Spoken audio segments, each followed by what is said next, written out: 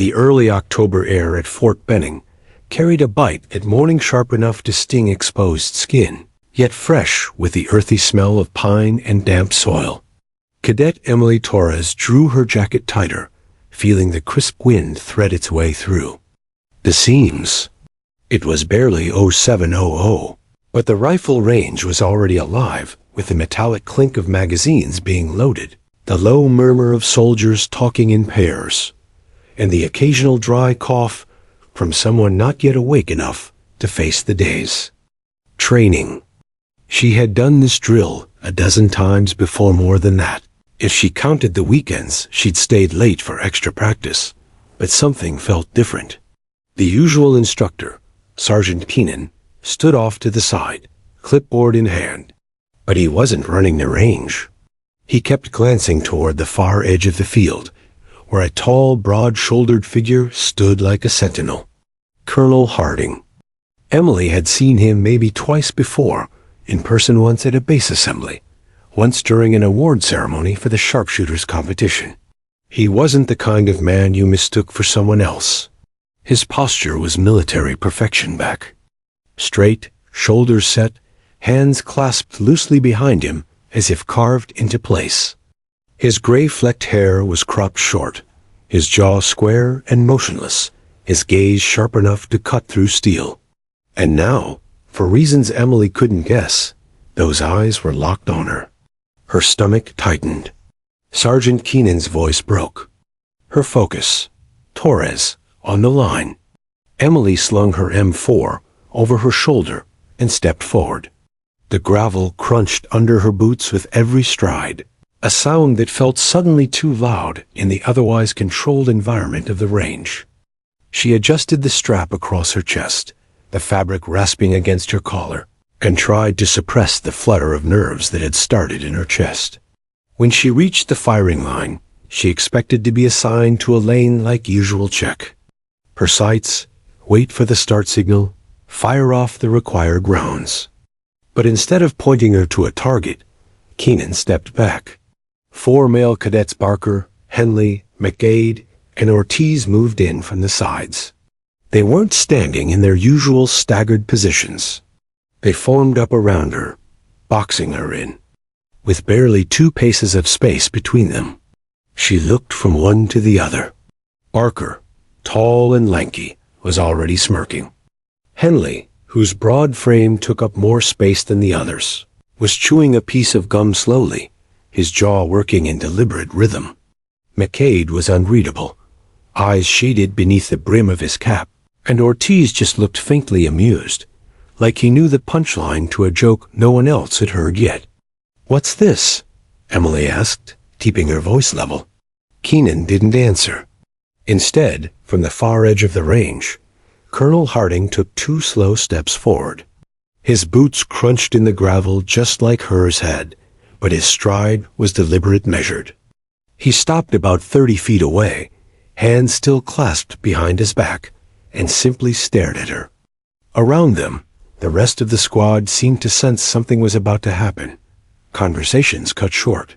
Even the occasional breeze felt muffled, as if the air itself were holding its breath. Emily shifted her weight, every instinct telling her this wasn't going to be a normal qualification drill.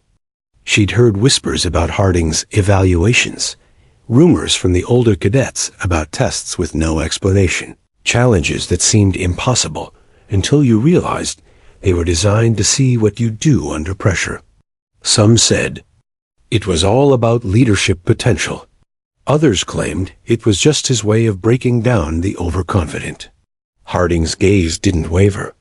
"Cadet Torres," he called out finally, his voice low but carrying easily over the distance. "Step forward." She obeyed, closing the gap between her and the 4 cadets who now subtly adjusted their positions, tightening the square they'd formed. "Face your target," Harding said. She turned toward the standard silhouette target 50 meters away, black against the beige backstop. Her rifle felt heavier than usual, its weight dragging on her shoulder like an anchor. Behind her, she could feel the presence of the 4 cadets, their bodies radiating heat even in the cool morning. One of them, Barker, she thought, let out a soft chuckle, just loud enough for her to hear. She forced her focus forward, inhaling slowly through her nose. On the far side of the range, Harding's hand moved, just one finger raised, the smallest of gestures, but in the military, it was never meaningless. Her heartbeat quickened.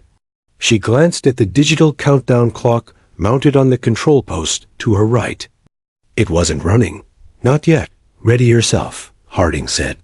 She lowered her stance slightly, feet planted, rifle angled toward the target, but not yet raised. For a moment, there was only silence, deep, expectant silence. No one spoke. The cadets around her didn't move. Even Keenan had retreated behind the control board, eyes darting between her and the colonel like a man who knew exactly what was coming, but wasn't about to give it away. Emily's mind was running calculations, wind direction, stance adjustments, sight alignment, but underneath all that, another question pulsed in rhythm with her heartbeat. Why me? Harding took a step closer, his boots striking the gravel with the precision of a metronome. His expression was unreadable. Then he stopped, squared his shoulders, and said, 45 seconds. Her eyes flicked toward the control board. Again, still no movement. 45 seconds for what, sir? She asked. The corners of his mouth didn't so much as twitch. You'll know when it starts. Her throat felt dry, but she swallowed it down. Whatever this was, she wouldn't be the one to blink first. She adjusted her grip on the rifle, feeling the cold metal against her gloved hands, the familiar checkered texture beneath her fingertips. The wind shifted, carrying the faint scent of oil and gunpowder from the racks behind them.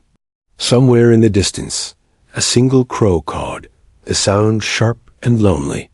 Harding's eyes didn't leave hers. He nodded once to Keenan. And just like that, the world seemed to tilt toward whatever was about to happen. Emily's chest rose and fell in measured breaths. She had no idea what the next minute would hold, but she knew one thing for certain. This wasn't a drill. This was something else entirely, and the colonel had chosen her for it. And that meant she had no room, none for mistakes. Emily stood rigid at the firing line, feeling the cool morning air seep through the seams of her uniform. The gravel beneath her boots crunched faintly as she adjusted her stance, but otherwise, the entire range had gone eerily still. Even the normal chatter from other squads had faded to silence, as though the moment had been sealed off from the rest of the base. The 4 cadets surrounding her shifted slightly, closing the square. They weren't overtly hostile, at least not in a way that would get them written up, but the way they moved was deliberate, calculated to press into her personal space. She could feel it in the angle of their shoulders, the way their boots scuffed the gravel in slow, measured arcs. Barker, the tallest of the 4, broke the silence first.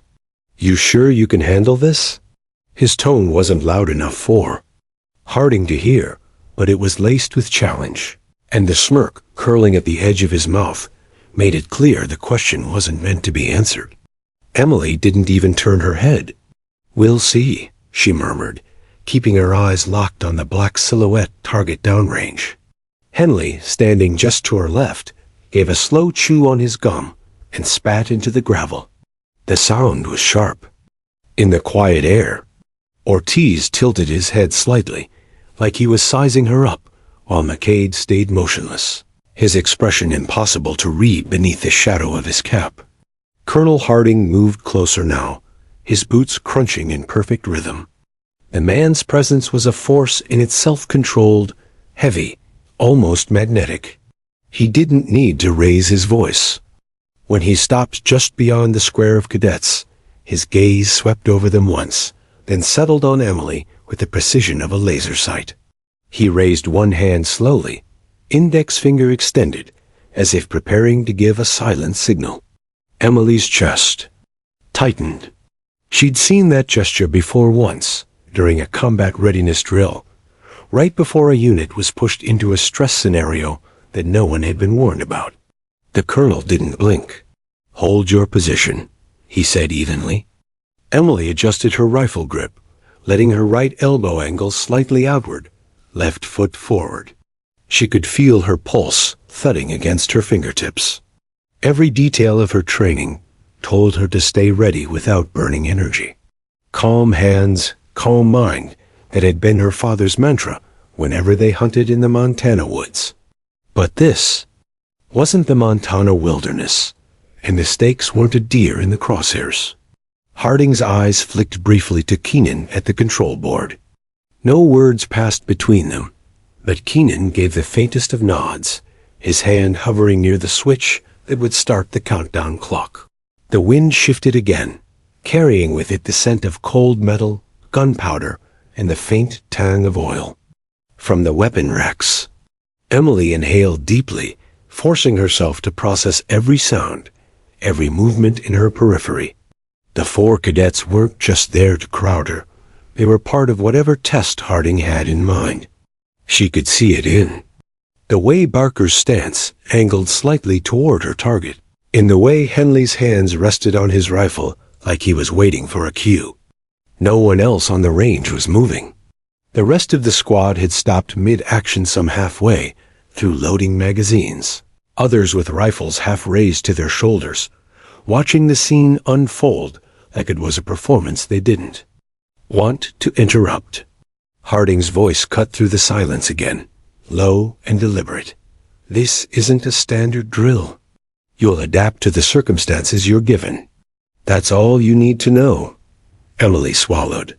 The statement was as much a warning as it was an instruction. She could feel the other cadets' eyes on her, their anticipation like static in the air. Barker let out a quiet chuckle behind her. "Guess we'll find out how quick you really are." She ignored him, focusing instead on steadying her breathing. Inhale for 4 counts, hold for 2, exhale for 4. She visualized the first target, the path her rifle would take if she had to shift left or right, how quickly she could reacquire sight alignment. Harding's hand, still raised, tightened slightly into a fist, a subtle sign that the start was near. Emily flexed her fingers once on the rifle's grip. Her boots felt anchored to the gravel, but every other muscle in her body was coiled, ready to move. The cadets around her adjusted again, just enough to remind her of their presence. Ortiz's shadow stretched across her lane, brushing the edge of her field of vision. Mick Cade's head tilted, and for a moment she thought she saw the faintest curve of a grin. Keenan's thumb hovered over the control switch. The sound of Emily's own heartbeat filled her ears. She wondered if the colonel could hear it from where he stood. "Eyes front, Torres," Harding said suddenly, though her gaze had never left the target. His tone was sharp, commanding, and it pulled her even deeper into focus. A gust of wind rippled down the range, stirring loose bits of gravel and lifting the edges of the paper target. The black silhouette shifted slightly, just enough to remind her that even something as small as wind could alter a shot. Her mind raced through possibilities, moving targets, restricted lines of fire, obstacle interference. She didn't know which combination Harding would throw at her, only that he would.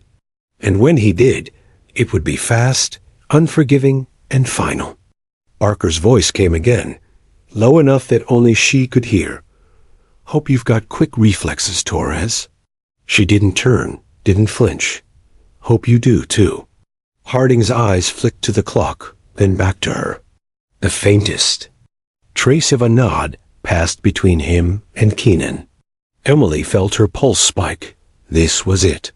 She exhaled once, slow and controlled, letting her body settle into the stance she trusted more than any other. Her vision tunneled on the target, but her awareness stretched to the corners of the square, tracking every subtle shift from the cadets around her. Keenan's hand dropped toward the switch. Harding's voice was the last thing she heard before everything changed. 45 seconds? Make them count. The buzzer ripped through the silence like a gunshot. Emily's instincts snapped into gear before her mind had even caught up.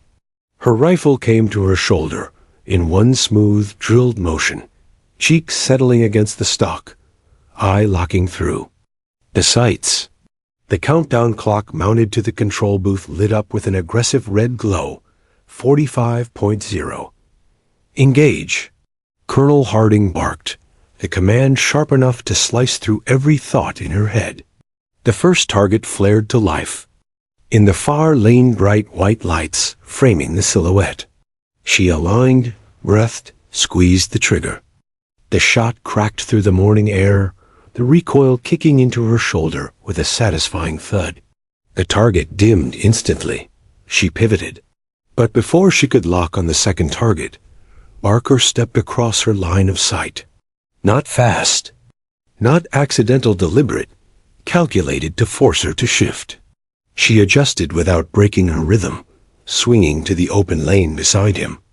Trigger squeeze, another shot. 38.7 seconds. The third target lit to her right, half hidden by Henley's bulk. Emily stepped outward, just enough to clear his shadow, sighted, fired.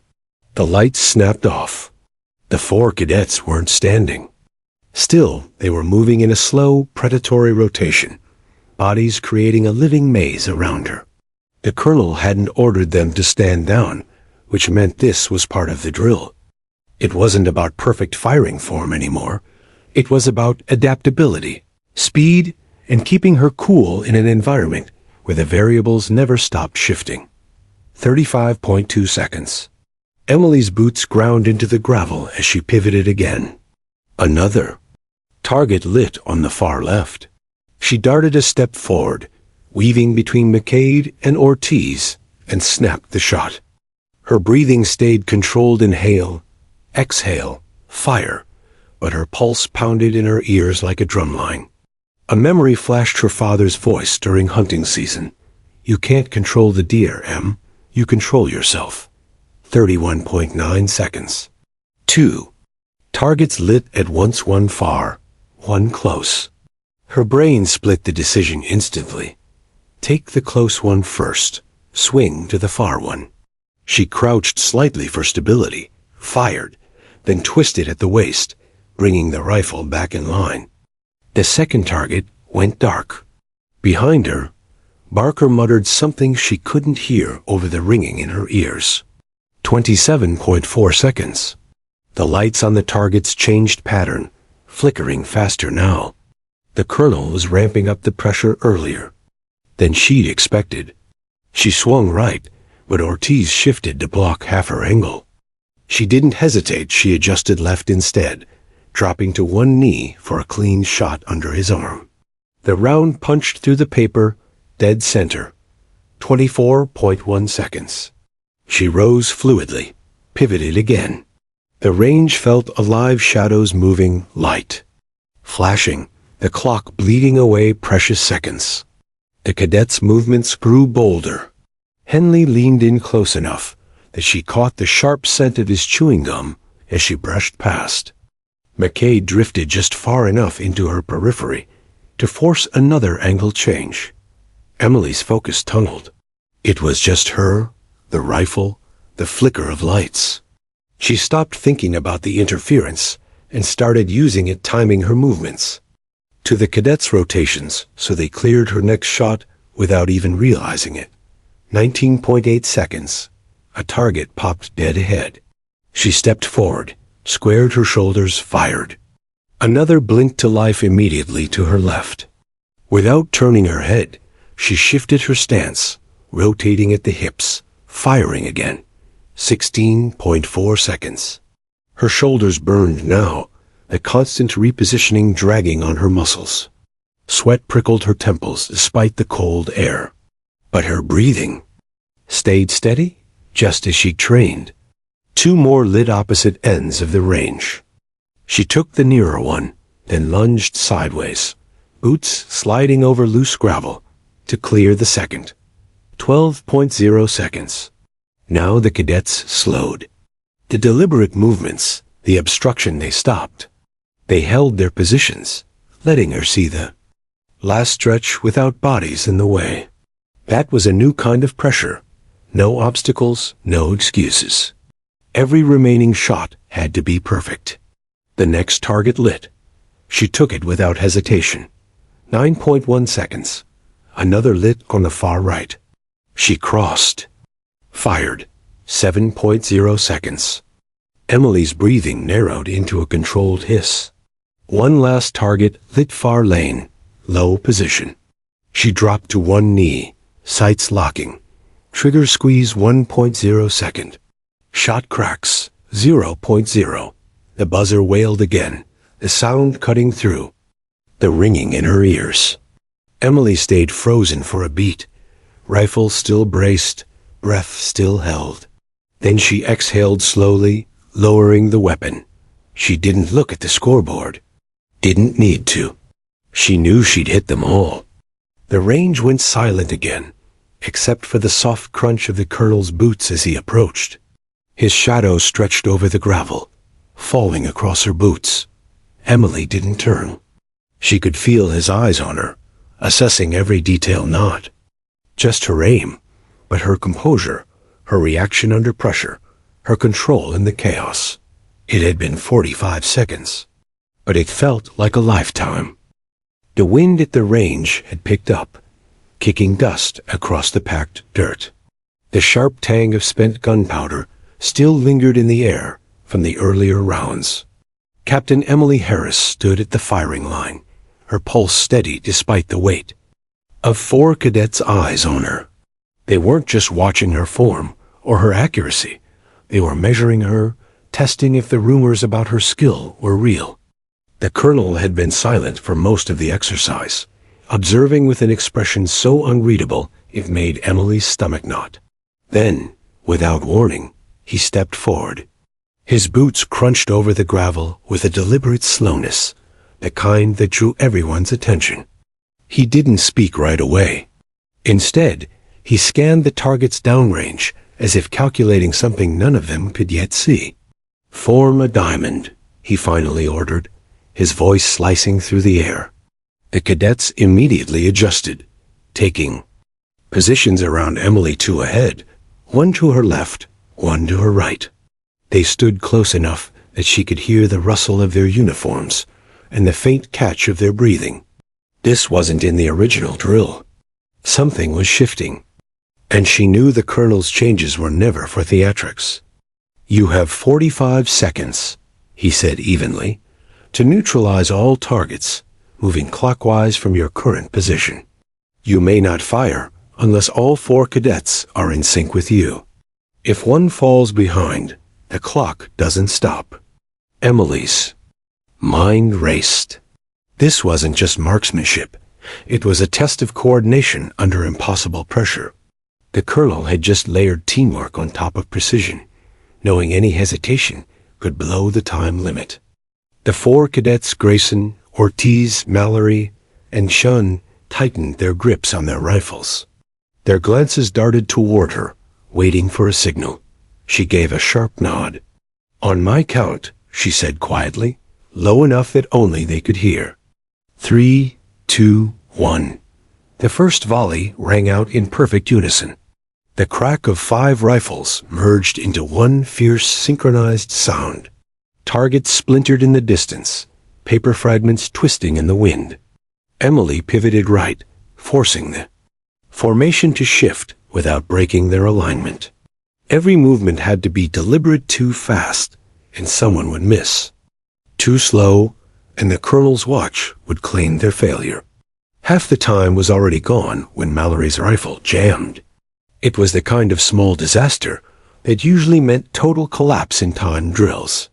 Emily saw his hesitation, the second where panic wanted to take over.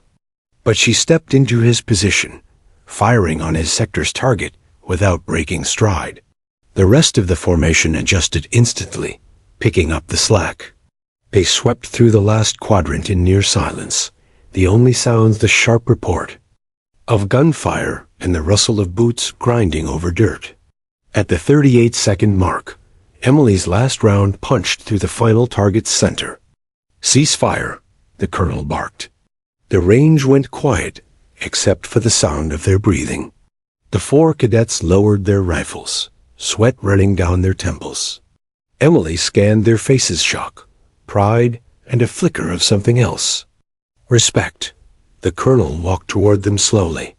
His expression was still unreadable, but his eyes locked on Emily. He stopped just a foot away, hands clasped behind his back.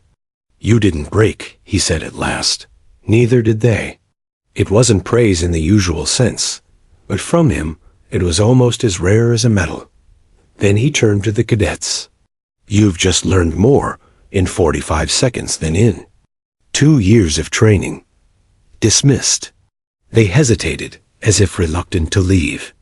Grayson gave Emily a nod before stepping back. Ortiz clapped her shoulder once in passing. Mallory muttered a quiet thanks, and Chun simply smiled faintly before turning away. As the group dispersed, the colonel lingered. "Captain Harris," he said, his tone softer but still commanding. "You've got instincts most can't teach. I'll have a special assignment for you by tomorrow." Emily felt the weight of his words settle in. Special assignments from him weren't routine, they were career-changing. But she also knew they often came with risks that weren't written into any manual. The sun was dipping low, staining the range in amber light. Emily holstered her weapon and looked downrange at the shredded targets. The smell of gunpowder was fading, but the feeling in her chest wasn't. Something had shifted. Here not just for her, but for those 4 cadets as well. The August sun beat down on Fort Benning's firing range, but the heat wasn't the reason the air felt heavy. Everyone there could sense something shifting, something unscripted. Elena stood, her stance as steady as if she'd been on the range 1,000 times, though she knew this wasn't just about marksmanship anymore. 4 cadets had stepped in around her earlier, boxing her in with curious eyes and unspoken questions. Now, after that terse, almost surgical order from Colonel Davis 45 seconds into the exchange, the entire training group was waiting to see what happened next. The colonel's voice carried across the range, low but impossible to ignore. Cadet Morales, eyes forward. Cadets Carter, Singh, Douglas, Alvarez stepped back 2 paces. His tone was measured, yet there was an undercurrent of urgency, as if the order was about more than giving her space. The 4 young men obeyed. Without hesitation, though Carter's eyebrows pinched with a hint of confusion. Singh glanced at Elena briefly before facing forward. Douglas, tall and broad, kept his jaw tight as though swallowing an objection. Alvarez moved last, his boots grinding in the gravel, his expression unreadable. The colonel approached, hands clasped behind his back, eyes scanning the setup. He stopped directly in front of Elena, studying her rifle, her posture, even the subtle flex in her grip. "Your next drill," he said, his words slow and deliberate, "is not in the manual." That got everyone's attention. Conversations on the sidelines ceased. Even the distant crack of another firing lane seemed to fade. Elena felt the shift immediately. This was no longer just her evaluation. It was a proving ground. "You will fire 5 rounds at your target," Colonel Davis continued. "Then, without lowering your weapon, you will pivot. Assess 3 separate dummy targets positioned at unknown distances behind you, and neutralize them without breaking stance. Your time limit? 30 seconds. It was a challenge that required more than accuracy. It demanded instinct, spatial awareness, and nerves of steel. Most soldiers would be rattled by it. Elena simply nodded once. "Yes, sir." The colonel didn't smile, but there was a flicker of something in his eyes, curiosity, maybe even respect. "Range master," he called out. "Set the timers." The cadets stepped back farther now, forming a wider semicircle. Some looked excited, others skeptical. Morales, the quietest cadet in the group, was watching intently, his arms crossed, as though trying to memorize every move she made. The signal. Horn blared. Elena inhaled sharply, the rifle stock snug against her shoulder. Her first shot cracked through the heavy air, the recoil pushing back into her frame, but she held steady. 2, 3, 4, 5, each shot landing tight within the target ring. Before the echo of the last round even faded, she pivoted smoothly. On her left foot, her rifle following her line of sight. The dummy targets were scattered at awkward angles, one low to the ground, one partially obscured by a barrier, the third hidden in the far corner. She'd mapped them in her mind earlier, without even realizing it. Shot 6 low, target down. Shot 7 barrier, target down. Shot 8 corner, target down. She exhaled only when the final casing clinked to the gravel. The timer stopped at 27.4 seconds. Silence. Then, a few quiet whistles from the sideline. Singh let out a low, "damn," under his breath. Douglas's crossed arms shifted, just slightly. The colonel stepped forward, glanced at the timer display, then at the target boards. "Pass," he said simply. For most trainees, that single word would have been enough.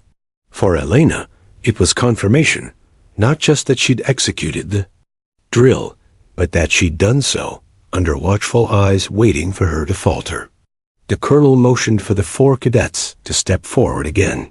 Carter, Singh, Douglas, Alvarez, pair up with Morales. Confused glances passed between them. Morales stepped toward Elena, his voice low. "Guess we're partners now." "This next phase," the colonel said, "will test your ability to adapt under pressure. You'll be alternating live fire and simulated malfunctions. You'll have to cover each other, but remember, covering fire without control is chaos." The next 30 minutes blurred into a haze of precision and noise. The teams moved in sync, swapping positions, signaling without words. Elena noticed Carter's competitive streak, Singh's sharp focus, Douglas's brute stability, Alvarez's uncanny quick reloads. She also saw where they faltered and where they improved when forced to work as one. Somewhere in that chaos, the tension between them started to shift. The earlier sense of challenger versus them was slowly morphing into something else, mutual respect. By the time the whistle blew, sweat clung to her collar, her shoulders ached, and her breathing was sharp. But when she glanced at the colonel, he was already looking past her, toward the command post, as if considering his next move. "Cadet Morales," he called out, "escort Cadet Elena to briefing room Bravo." His tone carried no explanation, but it was the kind of order you didn't question. As they walked, Morales gave her a sidelong glance. "Whatever this is," he said, "it's not standard protocol." She didn't reply. She was already thinking about what could possibly be waiting in that room, and why the colonel had chosen her for it. The air on the range carried the sharp tang of gunpowder, mixed with the dry dust of August heat. Every crack of a rifle shot seemed sharper than before, echoing off the surrounding berms. Emily adjusted her stance, feeling the pull in her shoulders from hours of drilling. She could still hear the colonel's words from earlier that day. "In combat, hesitation kills. Train your body to react before your mind can doubt." But now, the range felt different. The 4 cadets had spread out around her, again close. Enough to make her aware of every subtle movement, yet each maintaining the formal discipline of a training exercise. Their uniforms bore faint marks of the day's work, dust smudges, streaks of sweat darkening the fabric. Sergeant Davis called. "The next sequence. Cadet Carter, you're moving to Station Bravo. You foreshadow her positions." Emily moved swiftly, her rifle slung low, boots crunching against the gravel. She could sense the cadet's eyes tracking her, not with hostility, but with a strange, calculated watchfulness. Every time she shifted position, they adjusted too. It was less like an exercise, and more like a quiet test one she hadn't been briefed about. Halfway to the next station, a sharp whistle cut through the air. The colonel stepped forward, his posture ramrod straight, his jaw set in a way that made everyone instinctively square their shoulders. "Freeze," he commanded, his voice carrying the weight of decades of authority. The 4 cadets stopped mid-step. Emily lowered her weapon slightly, her eyes darting from them to the colonel. "You 4, front and center?" The cadets obeyed. Instantly, boots thudding in unison as they approached.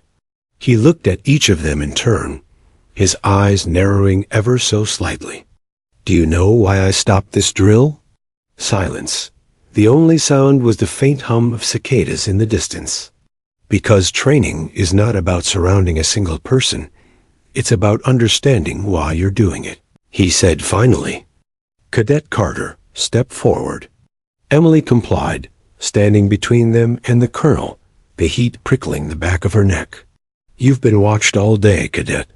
Do you know why?" She shook her head. "No, sir." The colonel clasped his hands behind his back. "Because every unit has someone who doesn't just follow orders. They set the tempo. You've been setting the tempo here. These 4 have been tracking you, adapting to you. And that's good. But," his gaze swept over all 5 of them, "when the tempo shifts, you must be ready to lead and to protect." One of the cadets, a tall, dark-haired young man, spoke for the first time. "Sir, with respect, was this an evaluation?" The colonel's mouth twitched, not quite. A smile, not quite a frown. "Everything out here is an evaluation. And evaluations end one of 2 ways. You rise or you fold." A light breeze kicked up dust between them. The colonel pointed toward the far edge of the range. "Reset, new scenario. You 5 are now. 1 unit. Carter leads. Time limit, 45 seconds. Emily felt her pulse quicken. 45 seconds? That wasn't enough time to think it. It would have to be pure instinct. "Targets will appear in random sequence," Sergeant Davis added, his voice loud over the sudden metallic clatter of the target system resetting. "No misses. If even 1 target stands when the clock runs out, you fail." Emily inhaled slowly, letting the adrenaline sharpen her senses. The 4 cadets positioned themselves without a word, waiting for her signal. "Ready," she said, her voice steady. The colonel raised his hand, then dropped it. "Go," the first target snapped. Up far left. Emily swung her rifle, fired. 2 more popped on the right. She called the shots, her voice cutting through the chaos. "Left flank cover 2. Bravo, move!" They moved like a machine, each motion feeding into the next. Emily tracked 3 more targets, her shoulder absorbing the recoil, her boots digging into the gravel for stability. She didn't have time to think about the colonel watching or the stopwatch ticking down. With 10 seconds left, the final target sprang up dead center.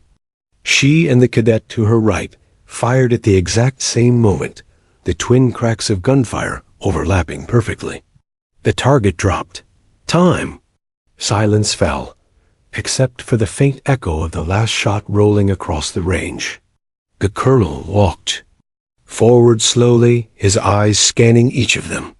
"That," he said finally, "is what leadership looks like under pressure. You'll need it, because the next phase of your training starts tomorrow, and it won't be on this range." Emily exchanged quick glances with the others. Something in his tone suggested tomorrow's challenge would make this drill look like a warm-up. The colonel turned away, motioning for them to stand down. The range went quiet again, but Emily could still feel the weight of what had just happened, both. The pressure of leading under a ticking clock, and the unspoken truth that she was being prepared for something bigger than she'd been told. And in the back of her mind, she wondered, why me? The echo of the last shot still lingered in the air when Colonel Hayes stepped forward, boots crunching on the gravel. The air around the range felt charged, like the moments before a storm. Cadets shuffled nervously, whispering under their breath, while the 4 who had surrounded Emily earlier stiffened as he approached. Emily's rifle was still warm in her hands. Her breathing slowed, though her heart still pounded from the rapid series of shots. She had hit every single target in the time limit, but the pressure had been like a physical weight on her shoulders. The colonel didn't speak immediately. Instead, he circled Emily slowly, as though inspecting a rare artifact. "Do you know," he finally said, his voice calm but with an edge, "that in 45 seconds, you not only outshot every cadet. Here, you also broke a record that's been standing for a decade?" A murmur rippled through the group. Emily wasn't sure if it was admiration, disbelief, or resentment. "Yes, sir," she replied quietly, unsure what else to say. Hayes studied her face, then glanced at the 4 cadets, Barton, Lewis, Carter, and Pike, the same ones who had boxed her in earlier. "And do you know what else I saw?" he continued. The cadets straightened. "I saw 4 young men forget the meaning of honor," Hayes said sharply. "You surrounded a fellow cadet to rattle her. You used intimidation instead of skill. That," he barked, "is not the conduct of soldiers in my unit." The 4 looked stunned, caught between shame and defensiveness. Barton cleared his throat. "Sir, with all due respect." "Not another word," Hayes snapped. His tone left no room for argument. Emily stood frozen, unsure whether she was about to be praised or thrown into another trial. Then Hayes did something that caught everyone off guard. He took a step back, crossed his arms, and said, "Cadet Walker, your performance today was exceptional. But skill without resilience is fragile. I'm going to test you again right now." Emily blinked. "Sir?" "Against all 4 of them," Hayes said. Gasps erupted among the watching cadets. Even Barton's jaw dropped. "You'll have 45 seconds. Same conditions. But the targets will move, and so will your opponents." "Sir," Pike protested, "this isn't. It's exactly what you need." Hayes cut him off. Emily felt her pulse quicken. This wasn't just a shooting drill. Now it was something more. 4 against 1. Moving targets, moving opponents. "You'll all be armed with training rifles," Hayes continued. "Loaded with paint rounds, no helmets. Aim for the vests. Hits to the head are disqualifying. Understood?" "Yes, sir," Emily said, her voice steadier than she felt. The 4 cadets exchanged looks. Barton's smirk returned, though it lacked the confidence it had earlier. They took their positions. The range crew quickly set up moving target systems, robotic pulleys zipping back and forth across the sand. Emily's eyes tracked them, memorizing the patterns. Hayes stepped into the center and raised his stopwatch. 45 seconds. Begin on my mark." The silence was heavy. Dust swirled around their boots. "Ready," Hayes called out. "Set, go." Chaos exploded instantly. The moving targets jerked into motion. The cadets fanned out, and Emily dropped to a crouch, sighting down her rifle. Her first paint round smacked into a target speeding across the left side. She spun, fired again, hit. Barton lunged from her right, firing, his shot just grazing her vest. Emily rolled, using the moment to land a clean hit on him. Barton cursed as the bright yellow mark bloomed on his chest. "Out!" Hayes barked at him. Now it was 3-on-1. Lewis tried to flank her, but Emily used the movement of a target as cover, hitting him clean in the ribs. "Out! 2-on-1 now." Pike and Carter closed in from opposite sides. Emily's breathing steadied. She let instinct take over. She fired at a target mid-run, hit it, then pivoted sharply toward Carter. Her shot caught him square in the vest. Pike rushed her from behind, but she anticipated it, dropping flat and spinning to tag him before he could fire. "Stop!" Hayes called. The range fell silent, except for Emily's rapid breathing. "Time," Hayes said, looking at his stopwatch. 43 seconds. Whispers broke out again. The 4 eliminated cadets stood aside, their expressions a mix of frustration, and reluctant respect. Emily slowly rose to her feet, paint on her gloves, dust on her knees. She had done it again, beaten them, all under harsher conditions. Hayes stepped closer, his face unreadable. "That," he said finally, "is why skill must be tested under pressure. You didn't just survive, you adapted. And that's the mark of a soldier I can trust." Emily met his gaze, and for the first time since arriving at the academy, she felt something shift, not just in the way she saw herself, but in the way others looked at her. But she also knew something else. This wasn't the end of the trial. Hayes's tests were never just about shooting. There was always another layer waiting. And she had a feeling the next one would make this look like a warm-up. The sun had dipped low, casting long shadows across the firing range. Emily stood alone by the target boards, paint splattered and breathing hard, the final echoes of the day's drills still ringing in her ears. Around her, the base had begun to quiet, soldiers moving off to evening duties and rest. But for Emily, the day's work was far from over.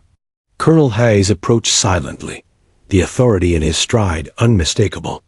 "Captain Harris," he began, voice low but firm, "you've proven yourself today, more than I expected, frankly." Emily wiped sweat from her brow, nodding. "Thank you, sir." He paused, eyes scanning the empty lanes. "I won't lie. The exercises were designed not only to test your skill, but to reveal your character under pressure. And you didn't just hold your own, you led." She met his gaze, heart pounding with the weight of anticipation. "Tomorrow," he continued, "you're being assigned to a special operations task force. It's a high-stakes mission, far from the training fields. Intelligence has identified a growing threat on American soil and organized cell intent on undermining national security." Emily's breath caught. The training, the tests, the unrelenting pressure, it all made sense now. "The 4 cadets you faced today," the colonel said quietly, "will be part of your team. You'll need to work with them, not against them. Trust will be critical." She nodded slowly, absorbing the gravity of the moment. "This mission won't be easy. It'll test everything you've learned and everything you think you know about loyalty and leadership." Emily's mind flashed back to the range, the moments when those 4 cadets had boxed her in, the tension between them, the tests of endurance and skill. Now they would be her partners, allies. "Prepare yourself," the colonel said, his tone sharpening. "The assignment begins at 0600 hours tomorrow. Dismissed." As he walked away, Emily stood rooted to the spot, a mixture of adrenaline and calm determination settling in her chest. That night, she lay awake replaying every moment of the day, the whispered challenges, the split-second decisions, the colonel's unwavering gaze. She realized something fundamental. This was no longer about proving herself to the academy or the colonel. It was about proving herself to the mission, to her team, and ultimately to herself. The following morning dawned cold and clear. Emily arrived at Briefing Room Bravo, where the 4 cadets were already assembled, faces etched with the same mix of nerves and resolve she felt.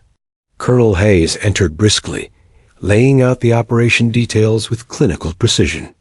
The cell was believed to be operating within an abandoned industrial complex near the city's outskirts, planning a coordinated attack. "You will infiltrate," he explained, "neutralize the threat, and extract without casualties. Failure is not an option." Emily glanced at the 4 cadets, their eyes locking with hers, an unspoken agreement passing between them. As they prepared to depart, she felt a newfound respect for them and an unshakable commitment to lead. The mission was more than a test now. It was a turning point. In the next 45 seconds, no, the next hours they would write their own story. One of trust forged under fire. One of leadership born in chaos. One of soldiers united by purpose. And as Emily stepped forward, rifle in hand, She knew the colonel's order had done more than shape a training exercise. It had set the stage for what was to come.